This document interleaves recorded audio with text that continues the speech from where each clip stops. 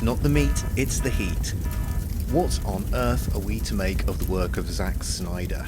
For most, he's a man of moderate talents who's happened to make a number of okay-ish movies. Yet for a group of absurdly vocal keyboard warriors, he's a visionary artist, cruelly denied the creative freedom to fully realise his art. This madness reached its zenith with the infamous Snyder Cut, where, after a lengthy online campaign, Warner Brothers ponied up an incredible $70 million just so he could complete his edit of the Justice League. What a world we live in. All of this brings us to the film we're reviewing here, the first fruit of a multi-film, multi-million-dollar tie-up between Netflix and Snyder, which sees the CGI enthusiast being given creative carte blanche. So on this show, we're reviewing 2021's Army of the Dead. Given that we're talking about people whose appeal you can't fathom, who better to discuss this film with than the most overrated talent I know? Welcome back to the show, Nick. Hey, Will. I hate to. You always have a really good intro, and I feel so guilty laughing through it just then. But it was, that's too good. Well, too good. Well, I just hope that you don't have a large enough following on social media that I'm going to become a victim to some sort of online flash mob where they're defending your artistry. Hopefully, I'm not going to fall victim to that. You better look out, because now people are going to call for me to edit your podcast. Well, I'm certainly not going to give you $70 million to do that. That's for sure. But, I'll do it for free. But while we let's talk a little bit more about Zach Snyder. So I wondered, what you make of his life and work. Is he a godlike talent or a lightweight hack? And remember, Nick, we live in 2025, so you're not allowed to have a nuanced view. You're absolutely right. But you know what? I'm gonna have one. It's interesting because he comes out of the gate and he's doing Dawn of the Dead, which was fun. He's doing 300, super stylized. He does Watchmen, which I didn't like the theatrical cut of Watchmen, but I absolutely love the director's cut of Watchmen. But then everything else that comes after it, it just seems like we're building the same house but painting it in a different color. Like, no matter what we do, it's kind of the same. Now, some can be said if you take a look at Wes Anderson's work, right? It's like, yeah, we might have, the rooms might look the same, but overall the house is different. There's always a different theme. There's always a different something.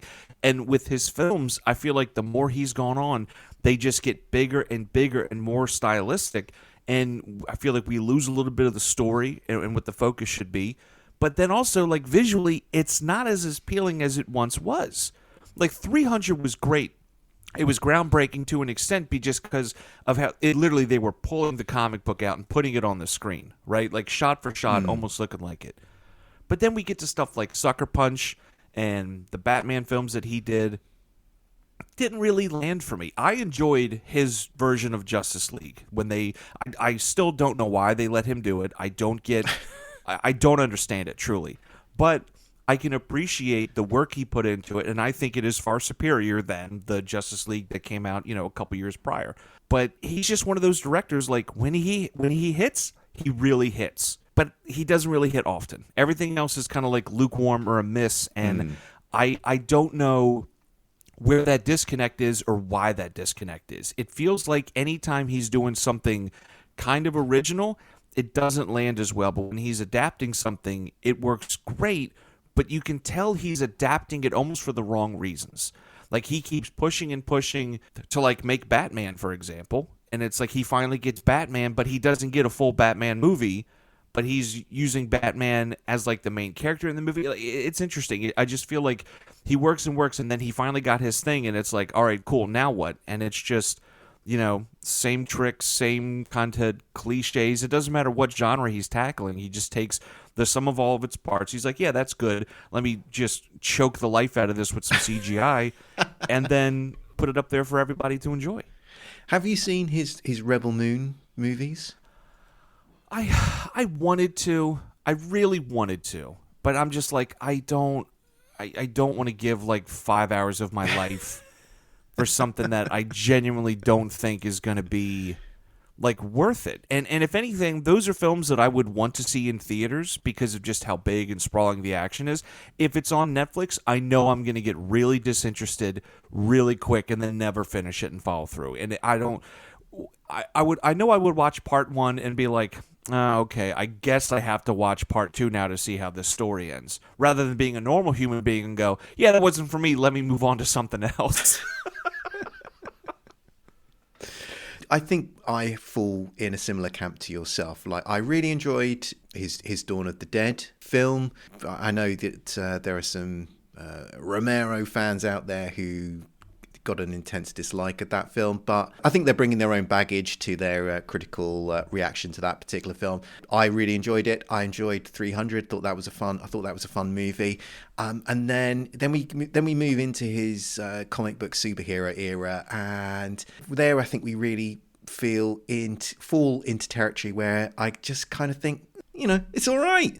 I mean, I can't get excited about it. I can't get terribly angry about it either, and for those reasons, that's why I find his Defenders, I just find it, of all the filmmakers to attract such an intense and vocal support group, I just like, it's Zack Snyder. They attach themselves to Zack Snyder. Like, I don't get it. It remains a bit of a mystery to me. There are other filmmakers out there who, I kind of think would attract this sort of vocal fan base. But yeah, why? I guess, do you think it's less about Zack Snyder and more about the properties that he's making? I mean, that's something I sometimes wonder. Oh, I absolutely think it's the properties. Because let's be honest, before 2006, when 300 dropped, did anyone in the modern cinema landscape really know who Frank Miller was? Not really. I'll admit I didn't. But then Sin City comes around, 300 comes around. It's like, okay, what else can we start to tiptoe into?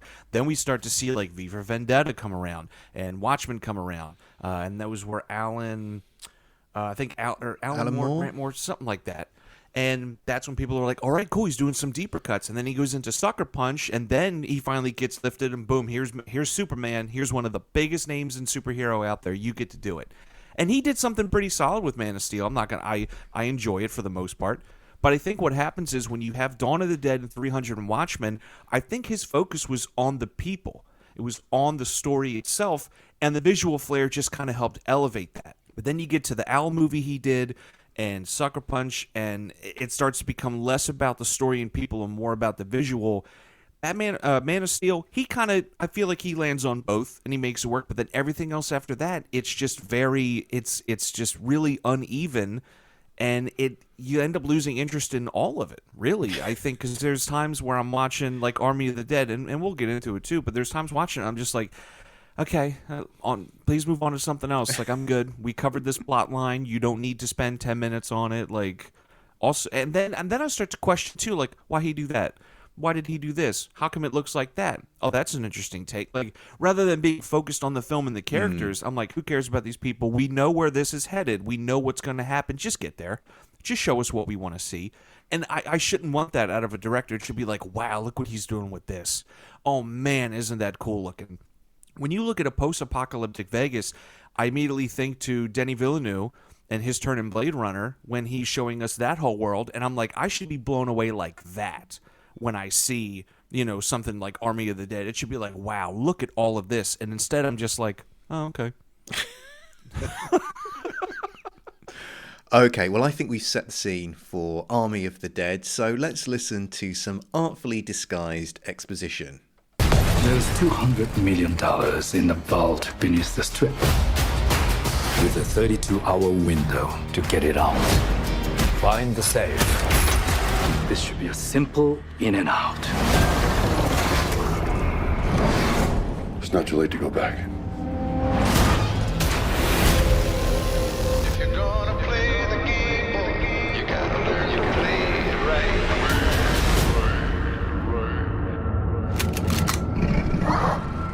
What the?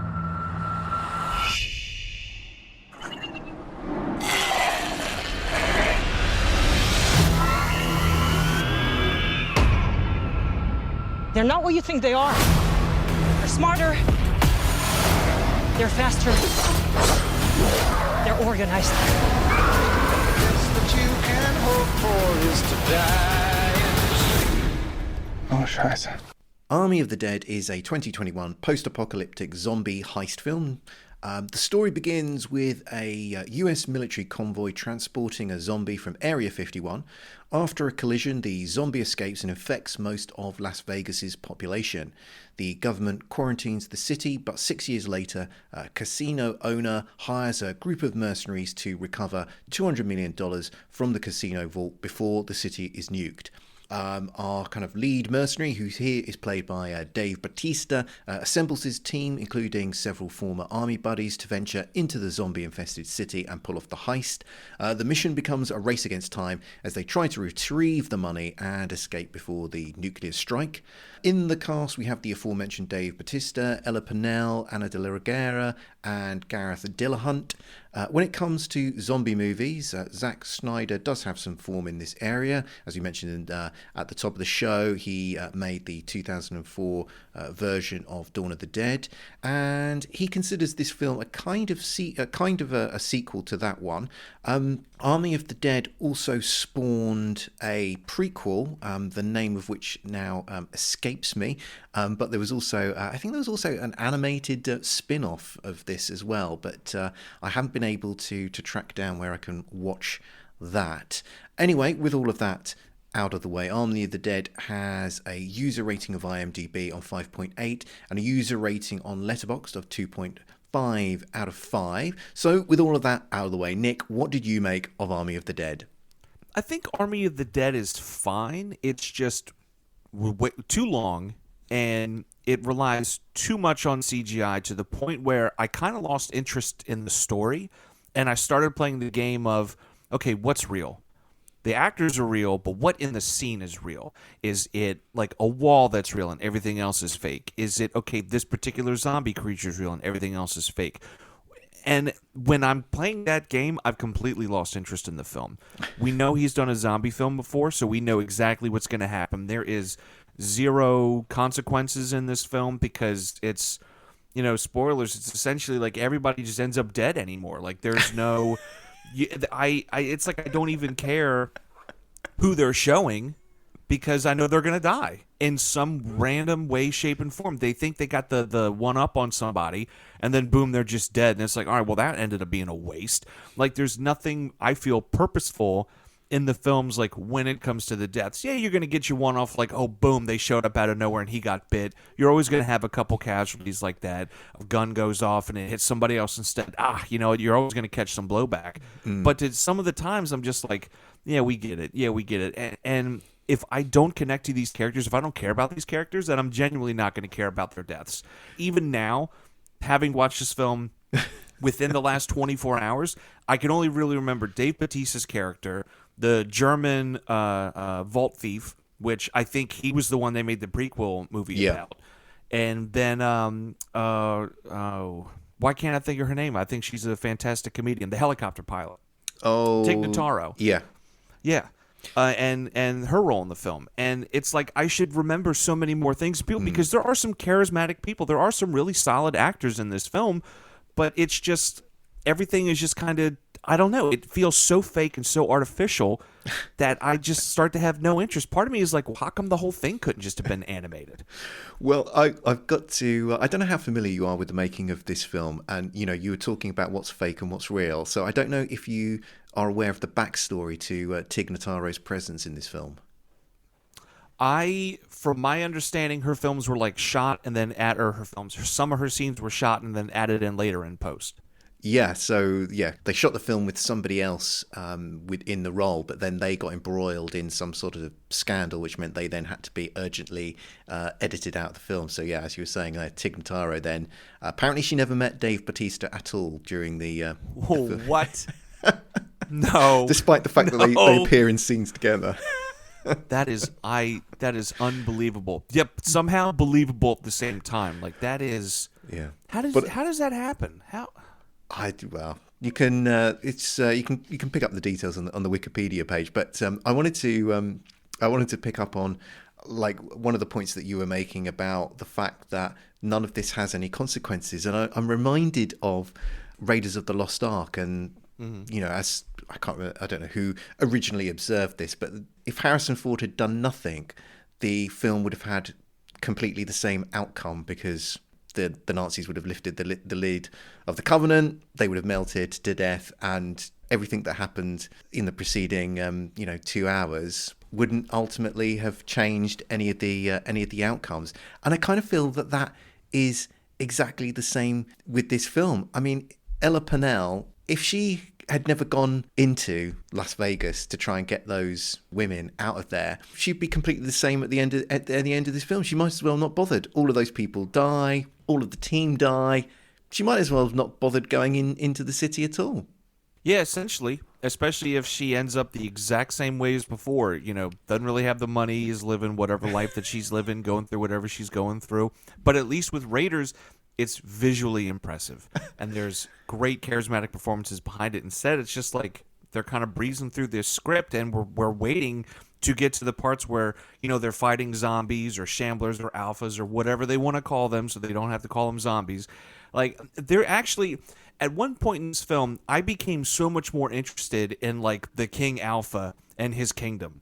And I don't know if something like this exists, but I would so love to see a film in the style of the serial killer movie they just did, where it was, like, from the point of view of the slasher. Doesn't matter what it's called. But I would love to see just a film, the point of view of that guy. What does post-apocalyptic Las Vegas look like? It just says day 1, and it's this guy crawling out of the rubble and looking around. Day 3, running after a rat, trying to eat it. Day 4, finding other people and being their leader, developing this language, becoming this king, having a wife, having a child, which gets, like, really weird. And that's the movie I want to see now. I don't want to see. I'll tell you, the movie I want to see. The movie I want to see is the one that we get in that montage of the title sequence, where we see essentially the fall of Las Vegas, where the chaos that ensues within the city. That sort of 2 or 3 minute sort of montage of credits and the fall of that. That seems much more interesting than the film we actually get here. Oh, wildly more interesting, because then you can have so much more fun, because this film dances so much. It's like, hey, we're a comedy, now we're serious. We're an action comedy, now we're serious. And the whole thing should just be played as a comedy. Don't try to sell me something serious and meaningful, like the whole, again, like the Alpha King and Queen and whatever's going on there. Just cut them out altogether. We don't need them. You just need zombies coming after people. Like, you add this extra element, it takes away from the story you're trying to tell, and it should be funny, because in the beginning, during that montage, there's like, here's slot machines going off, there's naked dancers running after people, Elvis impersonators. All of that is funny. All of that, like, I'm here for it. If you keep that attitude of momentum up, you have a much better, more enjoyable film. But when you throw in this other part, it's like, now we're just putting everything to a halt to do this, and then let's go back to the story. Like, give me the fun, give me that goofy, make it Dawn of the Dead, but you're no longer in a mall, you're in a casino. That's what this movie should have been. Yeah, because I think fundamentally this film has an interesting concept. I mean, crossing a zombie movie with a heist movie, I can't think of another time that's been done. So, I think you've got a great concept there. If you're going to do a zombie heist movie, why the hell not set it in Las Vegas? That opens up a whole, panoply of opportunities to have some fun with this. But, I do think this film is just interesting concept, uninteresting execution. And you were touching on a few things there about some of the world building that takes place within this film, and that was another frustration I had with this movie, is there is a whole sort of bunch of threads that are introduced into the plot here, which ultimately don't go anywhere, as you were talking about. This idea of there being a hierarchy within the world of the zombies that has grown up within Las Vegas. That doesn't really play into anything. There's this whole sort of idea of pregnant zombies in the film. Again, that doesn't ultimately really go anywhere. There's this idea about what is ostensibly this team of people are going into the film to do a heist, but it sort of turns out one of the characters has got another mission, an ulterior motivation for going in there, and that doesn't really ultimately have any significance or any meaning in the film, because that should be a dramatic reveal when it shows its cards. That should be a dramatic moment. But again, it's another thing that doesn't really have any significance or weight in the film. And it's just sort of, it's like Schneider kind of throws these things in there, and then he kind of, they're like half ideas, and they sort of run out of steam, and like they just seem to get quietly forgotten by everyone. Yeah, and it's disappointing because sometimes those things that he brings up are the really fascinating things. Even if it's like small, just little nuggets, some of that stuff help builds a world. Video games nowadays, when you have these big sprawling RPGs or narrative-based games like The Last of Us, as you're going through your character in this world, you might find a scrap of paper on the ground or a book. You can pick up that paper book, read it, and get a feel for that area and what was going on either during the time that the game is set in, previously, or other characters or owners, and you can create this world that is just bigger and fuller and more lived in. And I think when you do little things like that, it helps kind of ground a film that is just drowning in CGI. Now, I get it. They can't go doing a whole lot without the work of effects. I'm not saying everything has to be practical, blah, blah, blah. I'm just saying having these more human moments kind of takes your mind off of everything else that's going on, because now you're looking at the people and what they're doing, and you're not looking at everything else behind it and being like, oh, that building looks kind of cool. That'd be a fun background, like screensaver for my computer. Well, let's talk about the people in this film, because I guess this film falls in the category of men on a mission movies, or men and women on a mission movies. And one of the elements that makes those films, classically work is the team dynamic, how well they work together or how well they don't work together. And yeah, I mean, what did you make of that aspect of the film? I think I could probably guess what you thought of it, but why don't you confirm things for me? I mean, it was fine. It was fine, I guess. I don't know. Nobody really stood out. Everybody kind of had, except, well... But they're also bland, aren't they? They really are, except for the German bank vault thief robber guy. I'll just say the German thief. Except for the German thief, who he at least gave a little bit of life to his character. But even then, that life was pretty one note.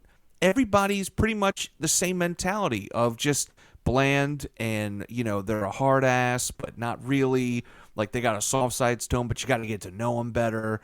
Oh, they're this, oh, they're that. And it's just, it got boring after a while. When everybody's the same, you stop caring.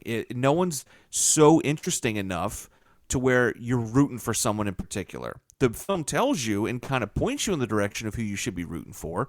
But at the end of the day, I'm like, I just don't, just get me to the zombies. Let me see these people fight some zombies. And even the heist element, there should be a little more tension. When it gets to, I think it's at 58 minutes left in the film, that's when we get the news report, hey, they're moving up the nuclear bomb that's going to go off, and now it's going to go off in an hour and a half instead of a day. At no point did I feel the tension increase. Everybody's kind of looking at each other, and they all have these look in the eyes of like, yeah, we're all dead. But then I start to think of the logistics. I'm like, so you still have to crack open this vault. You got to move $200 million to a helicopter on a roof. Somehow, all of these buildings still have power. And then again, you just immediately, it's lost. Instead of that tension, the music doesn't swell. There's no immediate panic in their eyes, nothing. And even then, on the casino floor, as they're leaving, they're like firing off guns and wasting time. But there's no energy to it. There's no life behind it. They're just, oh, I should be shooting these zombies because that's what's happening. It's not like I need to kill these things so I can get this money and get home to make my tofu food truck. Or I can take this money and, stop piloting helicopters and go do something different with my life. All of this stuff, there's not that sense of urgency. It's just this, like you said, it's a bland existence. And it's a bummer because there's some good actors in here. Well, I think the problem is the characterization, and I think that's why some of the set pieces don't land, and why the tension doesn't ramp up, because if you're not invested in the characters and you're not invested in their fate, well then you can set the deadline for the nuke whenever you like, but you're still ultimately not going to care whether these characters get fried or not. The characterization in this film is so thin that that people are just sort of, how would you describe them? There's headband woman, there's chainsaw guy, hairstyle guy, punk t-shirt woman, and cigar woman. I mean, that's that. I don't know their names. I don't know. Yeah. Muscles with guns, like all of it. Yeah, femme fatale, all of them. You And know what I think would be a really interesting study is if you just played this film without any noise. You could play the entire film silently, and you'd still be able to figure everything out based off exactly what they looked like. No subtitles, nothing, just the visuals. You could figure out what was happening and who, purely off of cliches and what the character looks like. yeah, I didn't find myself that excited by the various set pieces within this film, but I actually think, like, if I think about it academically, I actually think those set pieces are fine. It's just the film hasn't made us care about the characters enough for those set pieces to ultimately work, because they're just such lightweight characters. And I think that's why all of this, I mean, you know, the other bit about the moving up of the deadline that really bothered me was, despite the fact that, you know, I think at 1 minute they got like 90 minutes to get the hell out of there. Then a bit later on, we find out they've got 20 minutes to get out of there. You know, people are still having, you know, they've got 20 minutes to get out of this area. People are still standing around having, like, you know, meaningful conversations with each other, rather than like, let's, you know, come on, people, there's a tactical nuke about to go off. Like, I can have this conversation, like, when we're on the helicopter getting the hell out of here. And it's just, you know, the film undermines itself with its lightweight characters, and then also undermines itself by, you know, having people do things which don't really make sense, you know, in the moment. Yeah, no, it's just to drive a plot or to create some plot point that, yeah, we get it. You know, like the guy, he all of a sudden cuts off the vampire. Why do I keep saying vampire? He keeps cutting off the zombie king's wife, so the zombie queen, if you will, the head general, whoever she is, cuts off her head and is like, you know how much this is worth, and blah, blah, blah. And then, like, that just keeps popping up and keeps popping up. It's like, no, we get it. You did this thing. You were kind of the sneaky guy that was snuck in there to do whatever. All right, we got it. That's your character. Move on to something else. And instead, but they keep bringing that up at inopportune times. Like, we're focused on the tension here, and then it's like, dead stop. Remember what this guy's doing? All right, cool. Back to what we're doing. So you lose that momentum and energy. And like you said, there's no real, like, urge to get out and survive. Instead, it's let's have these moments and talk and try to build a relationship. No, you should have done that before all the fighting started happening. So this one, where there's an explosion that rips somebody apart, everyone is running away. You're freaking out, like, oh my God, no way. Yeah. And then you're too busy freaking out. You miss a couple kills, so you rewind and go back.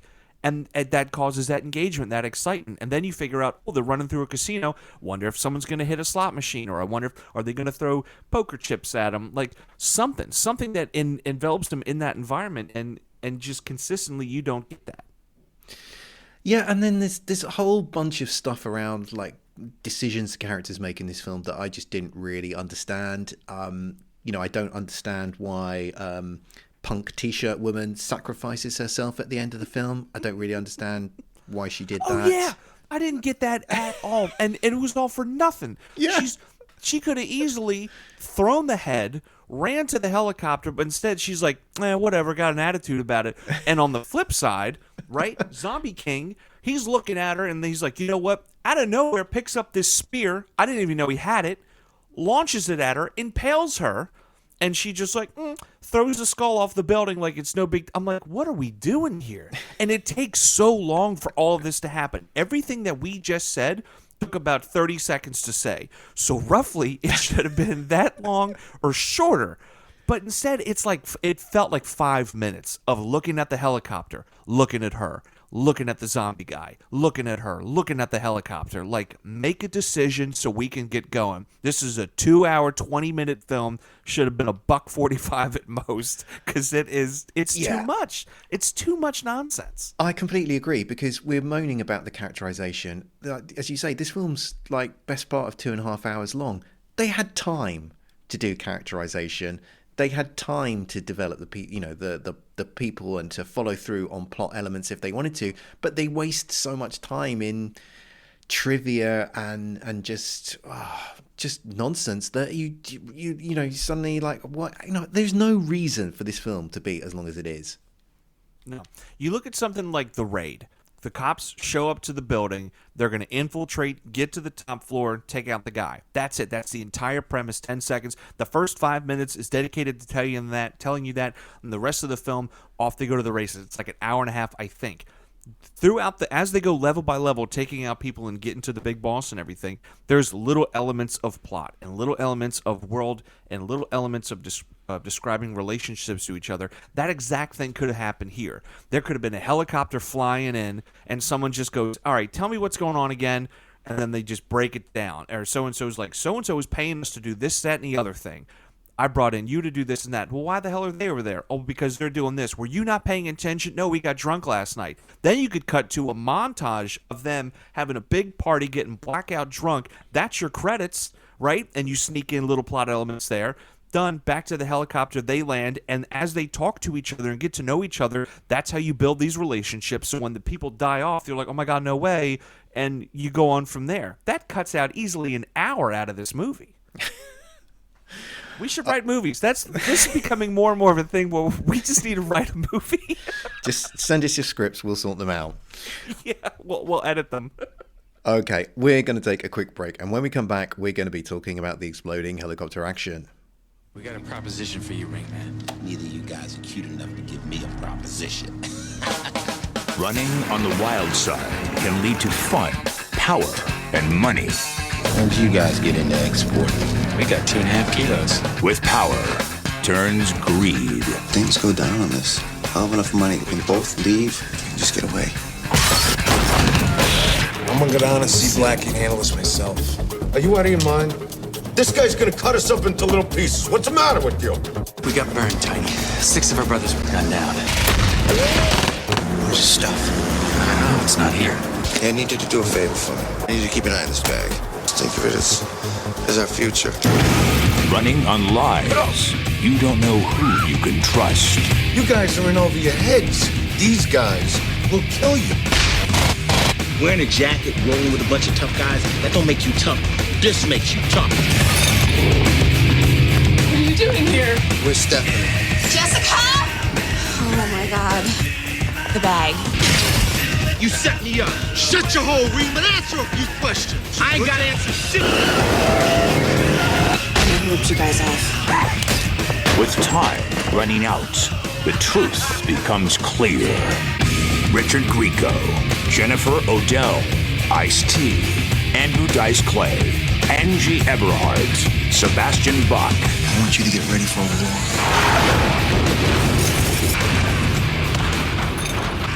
Point. Doom. We're back, and now we're talking about the exploding helicopter action. This occurs early in the film, and in fact it actually takes place during the extended opening credit sequence, which is a slow motion montage sequence showing us how Las Vegas descended into a city of the undead. If you watch closely during this sequence, in the background of one of the shots you can see a Chinook helicopter spin out of control and crash into a hotel building and explode. So Nick, what did you make of the exploding helicopter action? It's one of those unfortunate, like, blink and you miss it type things. I think it's neat. I like the concept of a helicopter running into a building and then a floor from that building just blowing out in big fire explosion, or like, depending on the building size, it could be an entire portion of a building that's exploding and on fire. I can get behind that. I wish there was either more of it or a bigger explosion. We were closer to that action, or if it was just placed elsewhere. I'm not against opening credit or early on in the film helicopter explosions. I think that's fun. I think it's different because the cliche, it's typically like the big climax, as it should be. But you could do one at the beginning and then you could bookend it and have one at the end too. Like, there was a lot of potential for another helicopter explosion. And when we didn't get it or have the chance to at least feel like we were going to get that, it hurt a little bit. But at least we got something. It beats a blank, you know? Well, I have to say, I think, very irritated, really, ultimately, by the exploding helicopter action in this film, because it's just so throwaway. I mean, it has no significance to the film. It's just put in the film as CGI ornamentation. It has no relevance to the plot. It's not even the main focus of the particular shot in which it features. And you know what, Nick? I think I want more. Well, I don't think I want more. I know I want more from an exploding helicopter, and I think I deserve more from an exploding helicopter. I was a bit angry, really, that this is just that the kind of exploding helicopter is just, as I say, it's just like CGI seasoning on this particular shot. So yeah, I really didn't like this exploding helicopter scene. You know what else kind of hurts about it? The more I think about it, when the bird hits and the building explodes, after the explosion, the singer, the lounge singer, says "kapow." If you need your lounge singer during your opening credits to emphasize the explosion with the kapow, there's a problem. Also, do you know who that lounge singer is? Oh, isn't it? Oh, I don't know, but I think that, don't they sort of do sort of lounge versions of like popular songs, don't they? That's their gimmick. Yes. The guy's name is Richard Cheese. That's it. For that exact reason. And it's funny that, Zack Snyder used him on a zombie film, or in this zombie film, because he used them previously in Dawn of the Dead when they did Down with the Sickness. So it's a little callback. I mean, Yeah. he loves his callbacks. There's quite a few callbacks to other better movies in this film, which it's a dangerous game to play. Like it's one thing reminding you of another film. It's also it's a bit dangerous when that film is significantly better than the one that you're actually making at the time. But going back to the exploding helicopter, I didn't like it. It actually made me quite angry on some levels. That said, it is a Chinook helicopter that we get to see explode, and we don't get to see those explode in films very often. I very hastily am trying to rack my memory for examples of it. The only one that I can come to mind straight away is Lone Survivor, the Mark Wahlberg film, where we get to see a Chinook helicopter explode in there, where and that's quite a cool one, where someone fires an RPG. They've got the back door of the Chinook open, so the RPG comes all the way inside the helicopter and kind of crashes, explodes at the front end of the helicopter. So yeah, very cool scene, that one. Unlike the one that we get here. Yeah, because at least with that one, it just feels more lived in, which is a weird thing to say. But like you said, this one, it's just like kind of a, oh, also this, which kind of plays in for the rest of the film, right? All this stuff is going on. They're like, oh, also this. Oh, and this over here. Oh, don't forget about that. Okay, now let's go back to what we're doing. Like, it's just... The potential for this film to be that much stronger and that much more celebrated is immense, and so much more could have been done. But hopefully in 20 years' time, somebody will come along and remake Army of the Dead and give us the Las Vegas zombie heist film that we clearly deserve. Yeah. Okay. What the world needs. Okay, I think that just about wraps things up for this show. Nick, thanks for joining me once again. Before we helicopter away from the blast zone, is there anything you want to plug? Yeah, just head over to rabbitholepodcasts.com. You can find me on 2 programs over there. Play MST for me. We're watching episodes of Mystery Science Theater 3000 and discussing them. And then over on Lyrical Innuendo, that's myself and Bubba Wheat, we're taking a look at a song, examining its lyrics, and trying to figure out what is a song really about. As always, don't forget to check out the Exploding Helicopter website at explodinghelicopter.com for more information and reviews of helicopter explosions in films. You can follow us on Blue Sky, Facebook, Instagram, and Letterboxd. If you can help spread the word about what we're doing, we'd be very grateful. We'll be back soon, but until then, what should people do, Nick? Keep watching the skies for those exploding helicopters.